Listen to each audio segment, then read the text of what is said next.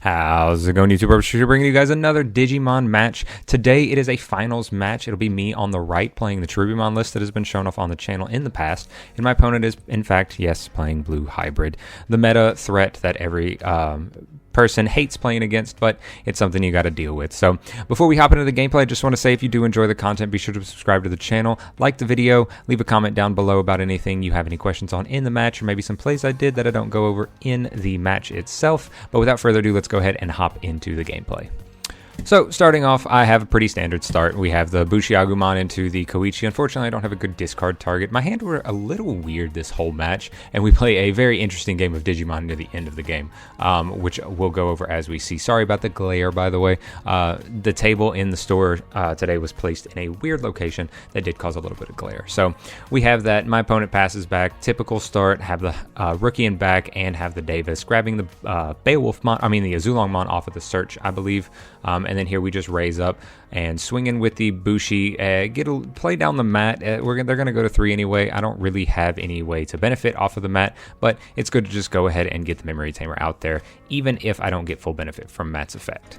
So here it looks like my opponent kind of has a weird start to his hand as well. I'm not exactly sure. I know he has the Azulongmon, but he just hard Digivolves into the Korikakumon. I'm guessing he's either lacking on the Tamer end or just some way to cycle. So here he does in fact just play the Korikakumon on top, not getting any freeze off, and then swings in. It does live the check, and then we play the Cherubimon to get a little bit of search. Again, sorry about the glare. I'll try to go over everything as it happens. Here we just go ahead, Digivolve up into the Rihimon on my side, swing over the Korikakumon so we don't have to deal with it. Then we'll get any more free draws off of the Cherubimon, and then we just pass turn by playing down the purple Mimi. That makes it so where whenever you play an option both turns, you or your opponent, you can spend it to gain a memory. So here my opponent's kind of thinking about what they're going to do. I kind of expected a Tommy to come out. Every time I build up a stack in this deck, Tommy is the bane of my existence. So that's in fact what happens. Tommy comes out, strips the sources. Here hits an Analog Boy. I am able to grab the Cherubimon off of the Analog out of security, thankfully, and fill up the trash a little bit. My opponent sparks up, forgetting that I have the purple Mimi, so I go ahead and suspend the purple Mimi. And now they're a little dazed here because they completely didn't think about that fact.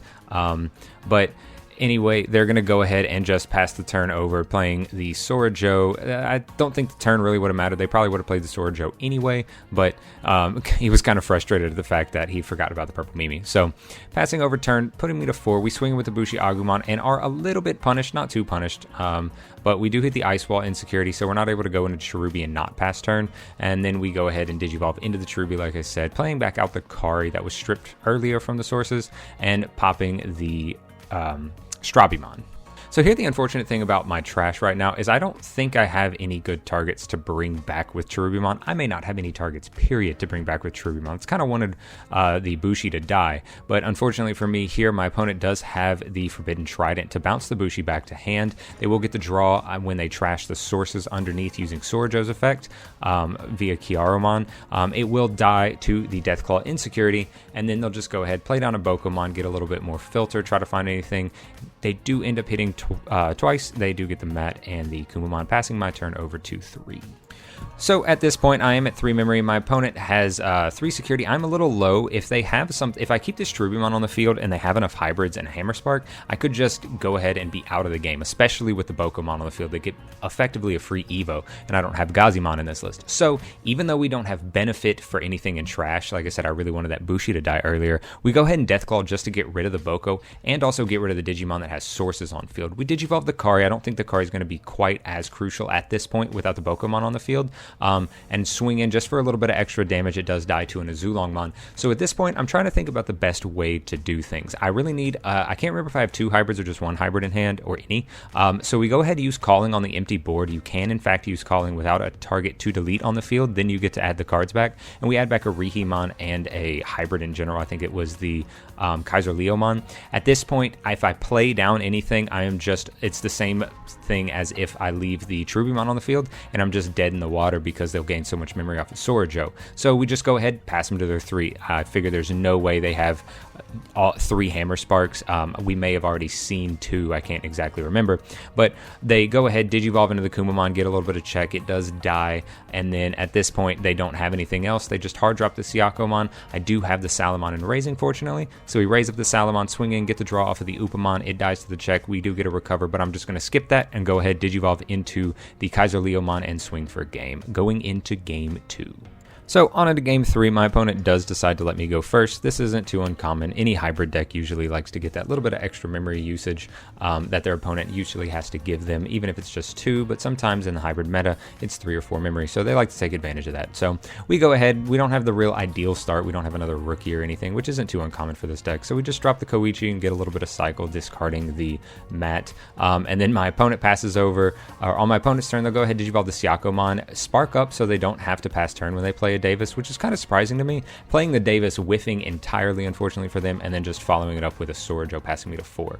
So with that memory, we'll go ahead and climb up to the Rihimon, try to get a little check off. If it dies, it dies. I'm not too worried about it. I get a little bit of extra memory to maybe do another play, but since it doesn't die, we go ahead and just hard slam the Koichi. Not being able to play out the extra Koichi is unfortunate too, and also Rihimon is potentially going to get source stripped at this point, which isn't really ideal, and I don't believe I have a Cherubimon quite at this point.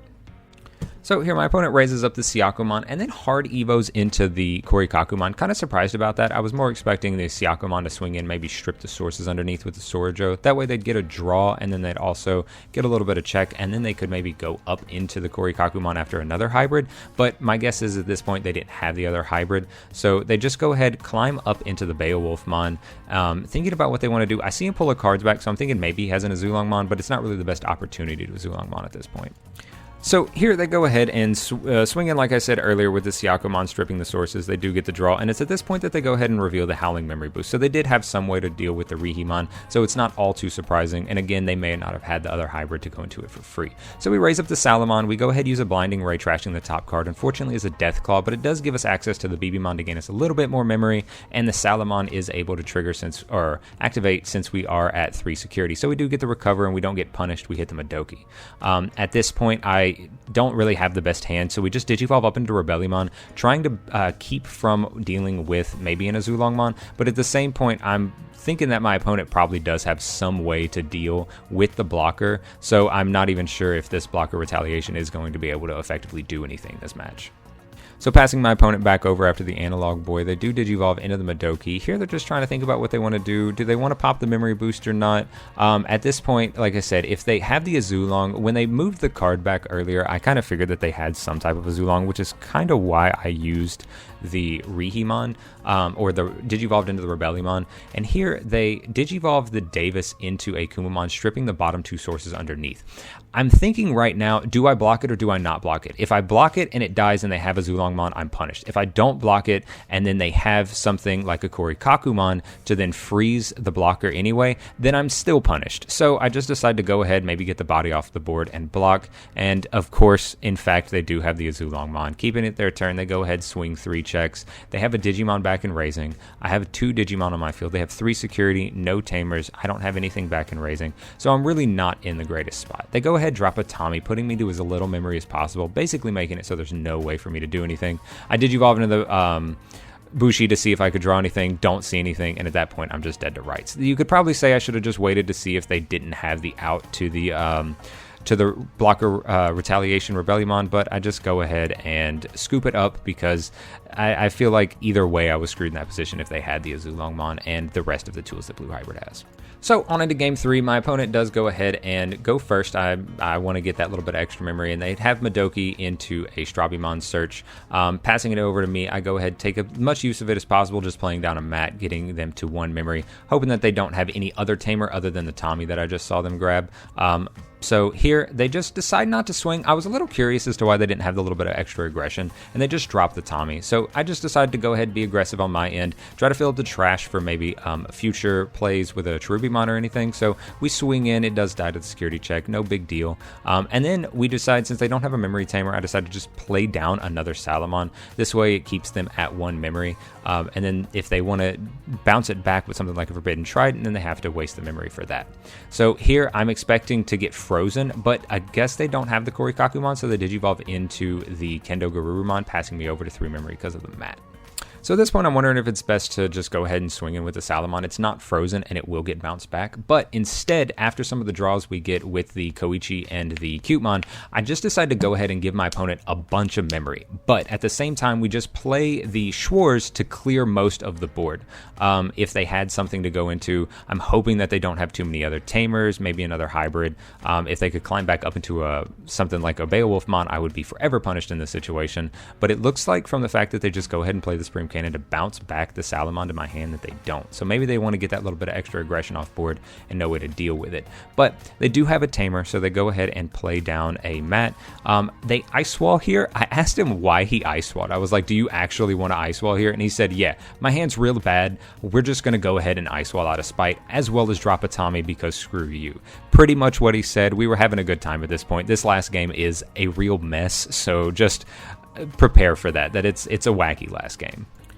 So at this point, we go ahead and just climb up into the Cherubimon. I'm not worried about swinging because, like I said, I am under Ice Wall from the previous turn. So we go ahead, bring back out the mat, grab the Schwarz back, and just clear the board. They're going to go up to 4 because of the mat, but I'm not too worried about it. From the looks of it, they're having a bad time. Their hand's kind of bricky. And I do also expect a Tommy. Every time I have the stack into Cherubimon, I expect a Tommy. And that's exactly what happens. It looks like they do whiff on the rookie, and then they just decide to play the blue memory or the Howling Memory boost to freeze the Cherubimon, strip the last source underneath the Cutemon. So here we do have the rookie in raising. We have another Salamon that they bounce back to our hand, and then we just swing in with the Cutemon. Unfortunately, we do hit another Howling Memory boost, but at this point, I don't really think I'm super worried. They're already going to go to a decent amount of memory if they decide to pop it, but if their hand's as bad as it seems, then I don't really think I'm going to be super punished. So we go ahead, just pass them off to 3, play down the Kari, and then they'll gain the extra memory off of the mat because I have 2 Digimon.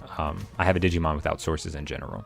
So here they will decide to boost up to 8 and then just hard slam down a Beowulfmon, putting to 1. It's at this point I know that my opponent he's having a bad time.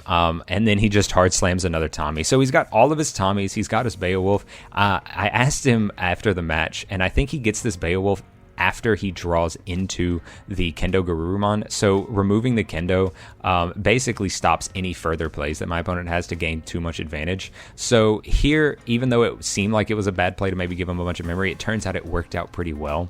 So here I swing in with the Cherubimon. I mean, they're passing me over anyway. They didn't have anything stunned.